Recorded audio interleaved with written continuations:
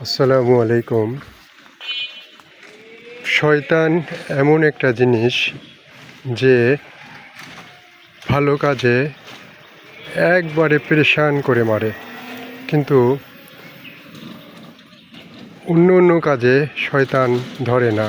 যেমন চায়ের হোস্টেলে আড্ডা দিলে শয়তান ওখানে আসে না। যখনই আপনি মসজিদে আসতে চাবেন শয়তান ধরে।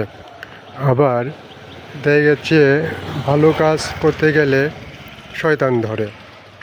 এই শয়তানের কাছ থেকে মুক্ত হতে চায়, কিন্তু শয়তান এসে মনের মধ্যে নাড়া দেয় যে পরে করিস, কিন্তু সময় চলে গেলে আফসোস হয়।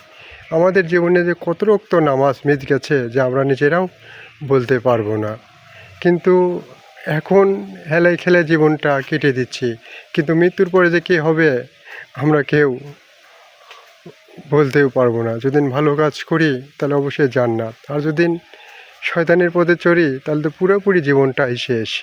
কিন্তু শয়তান তো ছাড়ে না, কিন্তু শয়তানকে ছাড়তে হবে। ফজরের নামাজ আজান দেয়, চেতন পায়, আবার ঘুম এসে যায়। এমনভাবে আক্রমণ করে শয়তান যা ধারণার বাইরে। এই শয়তান থেকে আমাদের সবাইকে বেঁচে থাকতে হবে, তাহলে একালে আমরা শান্তি পাবো, পরকালে আমরা জান্নাত পাবো।